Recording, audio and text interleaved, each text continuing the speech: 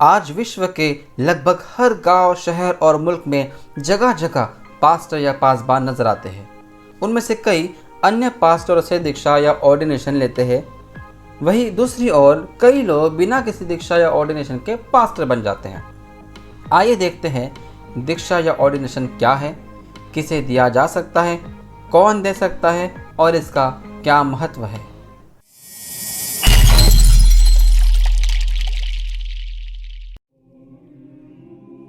Bible और मसीह विश्वास में हमेशा से दीक्षा और ऑर्डिनेशन का बहुत महत्व रहा है। इसकी शुरुआत पुराने नियम से होती है, जहाँ 3 तरह की सेवाओं के लिए दीक्षा या ऑर्डिनेशन होते हुए हमें दिखाई देता है। पहला, याजकों की दीक्षा। जब परमेश्वर मूसा के जरिए हारून और उसके बेटों को और सिर्फ उसकी ही आने वाली नस्लों को विशेष रूप से पवित्र और समर्पित कर आनुवंशिक याजक नियुक्त करता है। इसके बाद परमेश्वर की सेवा करने वाली महायाजक, याजक और लेवी, ऐसी 3 श्रेणियों को हम पवित्र शास्त्र में देखते हैं। दूसरा, अग्रजों की दीक्षा। अलग अलग हिंदी संस्करणों में अलग अलग शब्द दिए हैं, कहीं अग्रज, कहीं पुरनीय, कहीं धर्मवृद्ध, कहीं बुजुर्ग लिखा गया है। जब परमेश्वर के कहने पर मूसा 70 ज्येष्ठों को अपनी मदद करने के लिए दीक्षा देता है। और तीसरा, राष्ट्र के अगुवे की दीक्षा। जब परमेश्वर के कहने पर मूसा नून के पुत्र यहोशू के सर पर हाथ रखकर उसे अपना उत्तराधिकारी बनाता है। दीक्षा के जरिए जो अनुग्रह मूसा में था, उसमें से ही यहोशू और ज्येष्ठों को अपना अपना काम करने के लिए अनुग्रह दिया गया। इन तीनों तरह की सेवाओं के लिए परमेश्वर खुद या उसने नियुक्त किया हुआ अगुवा लोगों को चुनता है और उस अगुवे के द्वारा उन चुने हुए लोगों की दीक्षा करता है और उस अगुवे को जो अनुग्रह दिया गया है उसी में से दीक्षितों को बांटता है। दीक्षा प्राप्त लोग समय आने पर उनकी जगह उनके पद पर कार्य करने के लिए, विशेष सेवा करने के लिए मिला हुआ अनुग्रह दीक्षा के द्वारा अगले इंसान को सौंप देता है। याजकों की दीक्षा 7 दिनों तक चलती थी और वह आनुवांशिक थी, जो बाप से बेटे को मिलती थी, इसलिए सब याजक हारून के वंशज थे। राष्ट्र के अगुवे के स्थान की दीक्षा सिर्फ यहोशू तक ही सीमित थी, जो उसे मूसा से मिली थी, परंतु 70 ज्येष्ठों और याजकों की दीक्षा की श्रृंखला सैकड़ों पीढ़ियाँ यीशु मसीह के समय तक बरकरार रही।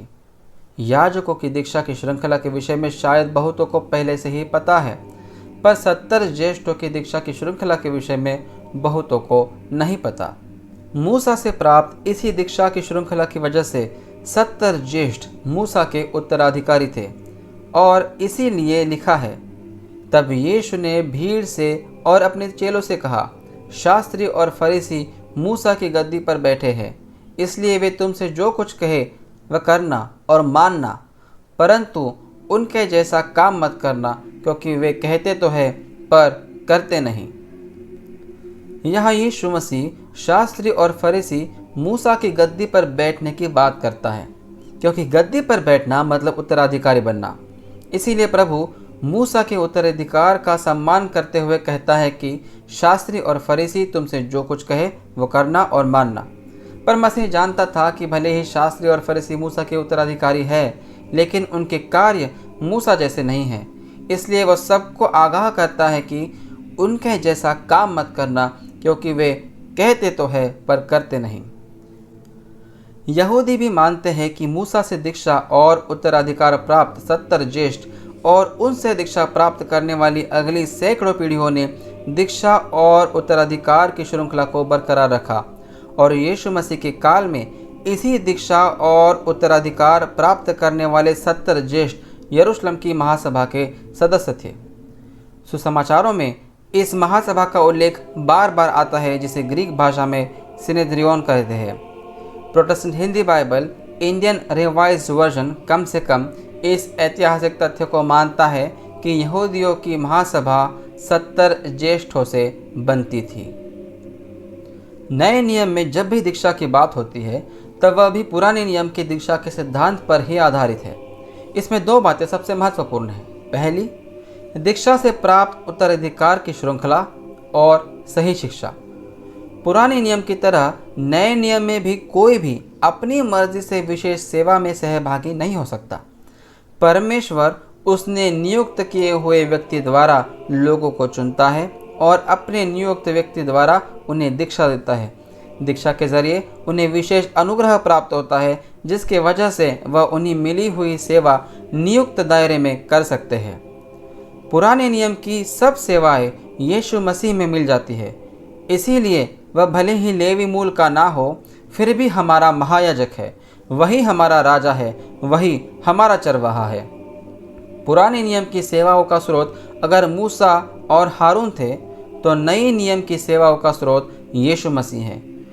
पुराने नियम की सेवाओं में शामिल होना मतलब मूसा और हारून की सेवाओं में शामिल होना था, तो नई नियम की सेवाओं में शामिल होना मतलब यीशु मसीह की सेवाओं में शामिल होना है। लेकिन हर तरह से नए नियम की सेवा पुराने नियम की सेवा से बढ़कर है, क्योंकि यीशु मसीह मूसा और हारून से बढ़कर है। नए नियम की सेवा पुराने नियम की सेवा को परिपूर्ण करती है। जिस तरह पुराने नियम के सेवकों की महायाजक, याजक और लेवी ऐसी 3 श्रेणियां थी, उसी प्रकार नए नियम के सेवकों की भी 3 श्रेणियां हैं, बिशप, प्रेस्बिटर और डीकन। जिस प्रकार महायाजक और याजकों का कार्य महत्वपूर्ण था और लेवियों का कार्य याजकों की मदद करना था, उसी प्रकार बिशप और प्रेस्बिटरों का कार्य बहुत महत्वपूर्ण है और डीकनों का कार्य सिर्फ उन्हें मदद करना है। जिस प्रकार परमेश्वर ने मूसा को चुना और नियुक्त किया और उसके द्वारा दूसरों को दीक्षा दी, बिल्कुल उसी तरह यीशु मसीह ने प्रेरितों को चुना और नियुक्त किया और उनके द्वारा दूसरों को दीक्षा दी। और जिस तरह मूसा से दीक्षा प्राप्त लोग मूसा के उत्तराधिकारी बने और बाद में दीक्षा से प्राप्त मूसा का उत्तराधिकार उन्होंने दीक्षा देके अपने चेलों को दिया और उनके चेलों ने अपने चेलों को, और इस तरह उत्तराधिकार की श्रृंखला यीशु मसीह के आने तक चलती रही, उसी तरह प्रेरितों से दीक्षा प्राप्त लोग प्रेरितों के उत्तराधिकारी बने और बाद में दीक्षा से प्राप्त प्रेरितों का उत्तराधिकार उन्होंने दीक्षा देके अपने चेलों को दिया और उनके चेलों ने अपने चेलों को दिया, और इस तरह प्रेरितों के उत्तराधिकार की श्रृंखला आज तक बरकरार है। याद रखें कि उत्तराधिकार में केवल दीक्षा शामिल नहीं है, बल्कि उसके साथ सही शिक्षा भी शामिल है। प्रेरित सबसे पहले बिशप थे, इसलिए यहूदा इस्करियोत की मृत्यु के बाद उसकी जगह उसका पद भरने के लिए प्रेरितों ने मत्तियाह को चुना। मत्तियाह का चुना करते समय पतरस यहूदा के संदर्भ में पुराने नियम की एक भविष्यवाणी का जिक्र करते हुए कहता है, क्योंकि भजन संहिता में लिखा है, उसका घर उजड़ जाए और उसमें कोई न बसे और उसका पद कोई दूसरा ले ले। यह जो आखिरी वाक्य है, उसका पद कोई दूसरा ले ले, यह ग्रीक भाषा में इस तरह है, तीन एपिस्कोपिन आफ्तुलावोई एतेरोस। यह एपिस्कोप महत्वपूर्ण शब्द है। इस शब्द को कुछ हिंदी अनुवादों में पद और कुछ में मुखियापन लिखा है, जो पूर्णतः गलत नहीं है पर पूर्णतः अर्थ बताने में असमर्थ है। एपिस्कोप मतलब बिशप। बिशप अंग्रेजी शब्द है जो ग्रीक भाषा के एपिस्कोप शब्द का अपभ्रंश है। इसलिए अगर आप किंग जेम्स वर्जन अनुवाद देखें तो वहाँ यह वाक्य एकदम सटीक अनुवादित किया गया है। लिखा है, हिज बिशप्रिकलेट अनादर टेक। इसमें हमें पता चलता है कि प्रेरित सिर्फ प्रेरित नहीं बल्कि बिशप भी थे। यही बात कलीसिया के इतिहास से भी पता चलती है। बिशप यह एक पद है। पद इंसान मरने के साथ ख़त्म नहीं हो जाता बल्कि जारी रहता है। जो मर गया उसकी जगह कोई और लेता है। प्रेरित और बिशप होने का पद उन्हें प्रभु यीशु से मिला। उन्होंने अपने चेलों को दीक्षा देकर इस पद को और प्रेरितों के उत्तराधिकार को आगे बढ़ाया। इसीलिए बाइबल, प्रेरितों को शिक्षा और कलीसिया का इतिहास देखें तो पता चलेगा कि दीक्षा देने का अधिकार सिर्फ और सिर्फ बिशप को होता है, क्योंकि बिशप प्रेरितों का उत्तराधिकारी होता है। जिसके पास प्रेरितों का उत्तराधिकार और प्रेरितों की शिक्षा, ये दोनों चीज़ें नहीं हैं, वो बिशप या पास्टर नहीं कहलाया जा सकता। और यदि वह बिशप नहीं है तो वह दीक्षा नहीं दे सकता। और उसके द्वारा तथाकथित दीक्षा प्राप्त लोग भी बिशप, प्रेस्बिटर या डीकन नहीं कहलाए जा सकते। प्रेरितों की ऑर्थोडॉक्स कलीसिया के बाहर दीक्षा या प्रेरितों का उत्तराधिकार अस्तित्व में होना असंभव है। इसलिए प्रेरितों ने भी कलीसिया के बाहर वालों को कभी दीक्षा नहीं दी, बल्कि सिर्फ अपने निष्ठावान चेलों को ही दी। नए नियम में दीक्षा के कई उदाहरण मिलते हैं, जिनमें सबसे पहला 7 डीकनों की दीक्षा है। स्तेफनुस नामक एक पुरुष को, जो विश्वास और पवित्र आत्मा से परिपूर्ण था, फिलिपुस, प्रोखोरुस, निकानोर, तिमोन, परमिनास और अंताकियावासी निकोलाउस को, जो यहूदी मत में आ गया था, चुन लिया और इन्हीं प्रेरितों के सामने खड़ा किया और उन्होंने प्रार्थना करके उन पर हाथ रखे। ऐसे कई लोग हैं जो पवित्र आत्मा मिलने का दावा करते हैं और कहते हैं कि जब हमें पवित्र आत्मा मिला है तो दीक्षा की क्या ज़रूरत। सबसे पहले ऐसे लोग न तो पवित्र आत्मा को जानते हैं, न उसके दानों के विषय में समझ रखते हैं। फिर भी उनकी खातिर कुछ पल के लिए हम मान भी ले कि किसी व्यक्ति को पवित्र आत्मा मिला है, तो क्या सच में योग्य दीक्षा की कोई ज़रूरत नहीं है? अगर ऐसा होता तो वह हज़ारों लोग जिन्हें पवित्र आत्मा मिला, जिनके बारे में प्रेरितों के कार्य में लिखा है, क्या वे सब पास्टर बन गए? क्या वे सब बिशप, प्रेस्बिटर या डिकन बन गए? ऐसा होता तो जिन 7 लोगों को प्रेरितों ने डिकन पद की दीक्षा दी, वह तो पवित्र आत्मा और बुद्धि से परिपूर्ण थे। फिर उन्हें प्रेरितों ने दीक्षा क्यों दी? क्या हम प्रेरितों से ज़्यादा जानते हैं? पौलुस कहता है, परमेश्वर ने कलीसिया में अलग अलग व्यक्ति नियुक्त किए हैं। प्रथम प्रेरित, दूसरे भविष्यवक्ता, तीसरे शिक्षक, फिर सामर्थ्य के काम करने वाले, फिर चंगा करने वाले और उपकार करने वाले, और प्रधान और नाना प्रकार की भाषा बोलने वाले। क्या सब प्रेरित हैं? क्या सब भविष्यवक्ता हैं? क्या सब उपदेशक हैं? क्या सब सामर्थ्य के काम करने वाले हैं? क्या सबको चंगा करने का वरदान मिला है? क्या सब नाना प्रकार की भाषा बोलते हैं? क्या सब अनुवाद कर सकते हैं? इसलिए पवित्र आत्मा मिलना और बिशप, प्रेस्बिटर या डिकन बनना ये अलग अलग बातें हैं। पवित्र आत्मा बपतिस्मा द्वारा मिलता है और बिशप, प्रेस्बिटर या डिकन बनने का दान दीक्षा द्वारा मिलता है। खुद पौलुस और बरनबास भी पवित्र आत्मा से परिपूर्ण थे, फिर भी उन्हें प्रेरितों के हाथों से दीक्षा लेना ज़रूरी था और खुद पवित्र आत्मा ने यह करने के लिए कहा था। कुछ पास्टर तो कहते हैं कि प्रभु ने उन्हें दीक्षा दे दी है और उन्हें मनुष्य से दीक्षा की क्या ज़रूरत। बात घूम फिर के वही आ जाते हैं ना। क्या हम प्रेरितों से ज़्यादा समझदार हैं? क्या हम प्रेरितों से बड़े हैं? खुद पौलुस, जिसे प्रभु यीशु ने दमिश्क के निकट दर्शन देकर चुना था, उसे भी प्रभु की सेवा के लिए पवित्र आत्मा के कहने पर प्रेरितों के हाथों से दीक्षा लेनी पड़ी। तो फिर हम कौन हैं? खुद प्रेरितों से दीक्षा लेने के बाद ही प्रेरित पौलुस और प्रेरित बरनबास जगह जगह प्रेस्बिटरों की दीक्षा करने लगे। जिन्हें पौलुस ने खुद दीक्षा देकर बिशप बनाया, उनमें तीमुथियुस और तीतुस शामिल हैं। इतना ही नहीं, बल्कि पौलुस तीमुथियुस और तीतुस दोनों को योग्य लोगों की दीक्षा करने की आज्ञा देता है। जिस प्रेरितों के उत्तराधिकार की श्रृंखला का हमने पहले जिक्र किया था, वही हम यहाँ देखते हैं। पहले प्रेरितों ने प्रेरित पौलुस को दीक्षा दी। दूसरा, प्रेरित पौलुस ने तीमुथियुस और तीतुस को दीक्षा दी।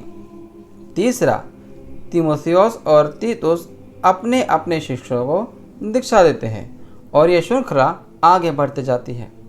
प्रेरितों से प्राप्त दीक्षा प्रेरितों का उत्तराधिकार ज़रूरी क्यों है? क्योंकि जब प्रेरितों का उत्तराधिकार प्रेरितों से प्राप्त दीक्षा मिलती है, तब बिशप के हाथ रखने द्वारा दीक्षा प्राप्त करने वाले व्यक्ति को विशेष अनुग्रह प्रदान किया जाता है। इस विशेष अनुग्रह के कारण ही बिशप और प्रेस्बिटर सारे संस्कार, विधि विधान, शिक्षा इत्यादि अपनी जिम्मेदारियां पूरी कर सकते हैं, जो बिना प्रेरितों के उत्तराधिकार के असंभव है। याद दिला दे कि प्रेरितों के उत्तराधिकार का मतलब सिर्फ दीक्षाओं की श्रृंखला नहीं, बल्कि उसके साथ साथ प्रेरितों की सच्ची शिक्षा भी उसका अभिन्न हिस्सा है। इसलिए जिसे दीक्षा लेनी हो, उसे प्रेरितों की शिक्षा ग्रहण करना और प्रेरितों की कलीसिया में होना अनिवार्य है। इस पूरे विवरण से कुछ बातें स्पष्ट हैं। पहली, वही दीक्षा वैध, योग्य और सच्ची है जो प्रेरितों के उत्तराधिकार की श्रृंखला में होती है। दूसरा, दीक्षा सिर्फ प्रेरितों का उत्तराधिकार प्राप्त बिशप ही दे सकता है। तीसरा, दीक्षा द्वारा विशेष अनुग्रह प्रदान किया जाता है। चौथा, दीक्षा सिर्फ प्रेरितों की ऑर्थोडॉक्स कलीसिया की शिक्षा में विश्वास करने वाले व्यक्ति को ही मिल सकती है। और पांचवा, सच्ची दीक्षा सिर्फ ऑर्थोडॉक्स कलीसिया के अंदर ही मौजूद है। इसलिए पवित्र शास्त्र, प्रेरितों की शिक्षा और इतिहास के अनुसार इस कसौटी पर खरे न उतरने वाले सच में बिशप, प्रेस्बिटर, पास्टर या डिकन नहीं हो सकते। कोई चाहे तो अपने आप को जो चाहे कह सकता है, मगर उससे सच नहीं बदलेगा। नए नियम में उल्लेखित कलीसियाएँ 2000 सालों से ऑर्थोडॉक्स है। सबसे पहली कलीसिया यरूशलेम का पहला बिशप प्रेरित याकूब था और आज यरूशलेम का बिशप थियोफिलस तृतीय है। कुरिन्थ का पहला बिशप प्रेरित पौलुस का शिष्य संत सिलास था और आज वहाँ का बिशप दियोनोसियोस मानतालोस है। एफिस का पहला बिशप प्रेरित पौलुस का शिष्य संत तिमोथियोस था और आखिरी बिशप क्रिसोस्टोम द्वितीय है। थिस्सलुनीका का पहला बिशप संत गायस था और आज अन्थिमोसुरुसास है। फिलिपी का पहला बिशप संत इपफ्रोदितुस था और आज स्तिफनुस है। साइप्रस का पहला बिशप प्रेरित बरनबास था और आज क्रिसोस्टोम द्वितीय है। एथेंस का पहला बिशप संत हिरोथियस था और आज इरोनिमोस द्वितीय है। नए नियम की कलीसियाएँ ऑर्थोडॉक्स है। और आप?